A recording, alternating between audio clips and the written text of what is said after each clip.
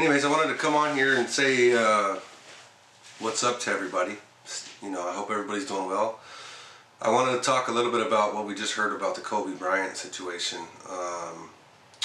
I'm not really a huge basketball fan, but I remember when Kobe Bryant came into the league, and he's about 3 years older than I am.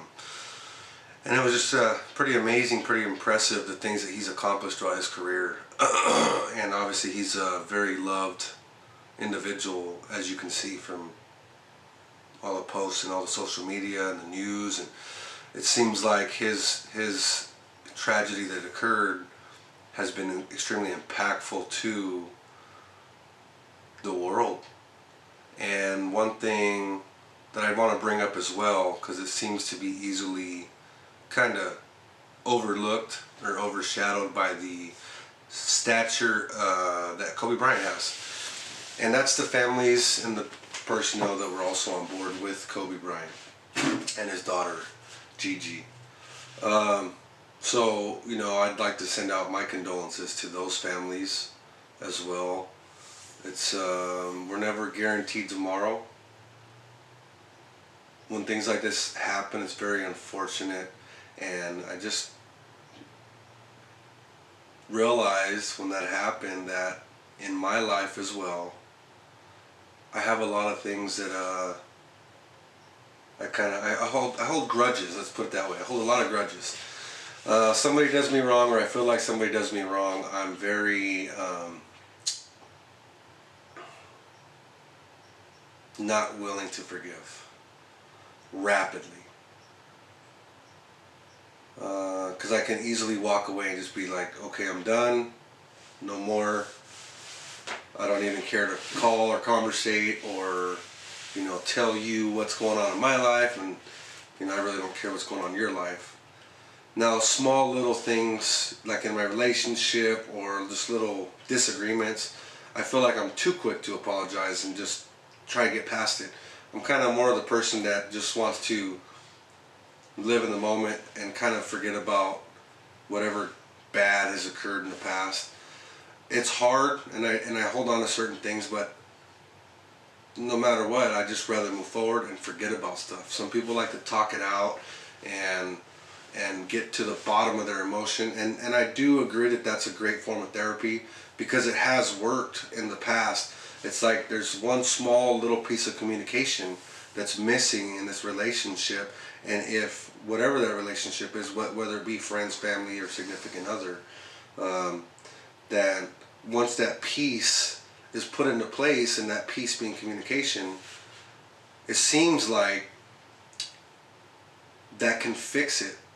As long as there's a willingness on both parties to communicate properly and appropriately with each other, then it'll move forward. But back to the whole Kobe thing. So, and how I feel, how it affected me. As soon as I heard about it, maybe about an hour after, I realized that it wasn't a hoax or something like that. I ended up texting my family, who I haven't been communicating with like I should, because of something so childish and stupid and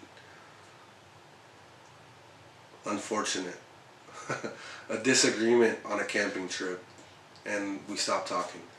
And I realized, as I have in the past, but it just life kind of goes on, and we tend to forget. We just tend to push things aside. I didn't want to do it this time. I didn't want to just keep pushing forward and not communicate with my family. I'm a realtor, and my sister is buying a house, and I was supposed to be the person that was helping my sister and my brother-in-law get that home. And I was not able to see past what occurred. So I didn't help them. And I told them if they wanted to find another realtor, it wouldn't hurt my heart. And the bottom line is, it does hurt my heart. It's It's my sister's first home that she's going to buy. And I'm in a position to where I could have helped her get that. And that's something that can't be, it won't ever change in the future. I could never help my sister and my brother-in-law and my nephew purchase their first home again. So, although it's not the end of the world, it is something that's extremely important. And I just want to reiterate to everyone out there that sometimes the stupid little shit that we do, the stubbornness and the pridefulness, and whether it's ego or whatever the case may be, let all that shit go. Really, who gives a fuck about some disagreement? Let bygones be bygones. Move forward. Live life how you're supposed to. Live it with the ones around you that you care about, because in the end, nothing matters more than the people that you love. I don't care how rich you are. I don't care how poor you are. It doesn't matter. If you don't have someone that you care about in life to share things with, or family members to go to when you're in time of need, or be there for them when they're in time of need, then you're not rich.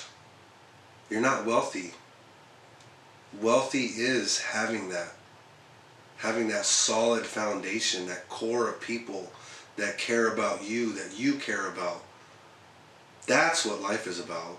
Sharing moments and making memories. I know that we all get caught up in this, this race, or this struggle, to the rat race, as Robert Kiyosaki says, to just live, right? We work 40, 50, 60, all the way up to 100 plus hours in a week, pursuing the mighty dollar. And yeah, that dollar's going to get you a fancy car and a nice house, and allow you to go on trips and things like that. And the saying that money doesn't buy happiness, it's very, very true, but it's also misstated in my opinion, because although it can't buy you happiness, it allows you to take care of the things in your life that will allow you to pursue happiness. So I'm not saying that, we should all just be hippie, loving people, and just smoke weed all day and not work and just hang out with family and, anything like that. I'm just simply saying that we need to appreciate what we have. Life isn't about working yourself to death. You don't want to work until you're of retirement age, if you're fortunate, and then be able to retire and then die 10 years after retirement. You just lived a whole life and you worked it the fuck away. What's the point? There's no point. Because by the time you're able to retire, your body's probably so broken down and beat up that you don't even care to do the things that you want to do. And even still, the things that your body would have been able to do 20 years ago, you're not able to do now. That's not life. That's not life. I know that it's the kind of the old framework of thought process, and how, people grew up with the mentality, get a job at a company, stay there for 30 years until you retire, contribute to your 401k plan and draw on the retirement, and live off 4% of your retirement. It sounds good, it sounds comfortable, it sounds easy, but that's just it. The reality of how hard that is also what makes it so simple. What a simple fucking plan that is. Let me get a job at a good company and I'm going to try and stay there for 30 years, but at 20 years they're going to lay me the fuck off because I'm just a number and their bottom line is what's more important. And I just devoted 20 years of my life, lost memories with my relatives and my family, for a company that really gives two shits about me. That's why I'm trying so hard to do what it is right now that I care about doing. I want to be able to fund my life and my family's life in a way that's going to make all of us happy. In a way that I can be around my family. That's what I want. And I hope that that's what everybody else out there wants too. I know that I'm just kind of ranting and raving on right now, but I know that if I feel the way that I feel, that I'm not the only person. I know there's another individual out there that feels how I feel. I know there's more than that, but I'm expressing this here on YouTube because of maybe somebody needs to hear it. And I will be honest with you, I need to say it. It helps me. It's a form of therapy for me. So in my being able to express the way that I feel or the way that my mind works when I think about things like this, that's therapy. So I'm grateful to you guys. I'm appreciative. Even if you don't watch the whole video, it doesn't matter. Hopefully, in some way, shape, or form, maybe you might feel alone out there. Maybe you know, you don't feel like there's other people experiencing the things and emotions that you're feeling. I'm right here. I'm feeling some of the things that you're feeling too. You're not the only one. And I know that. So I hope that you find comfort in knowing that you are not the only person that's going through these things. Thanks for listening to my rant. I hope you guys have a wonderful day. Peace out, guys.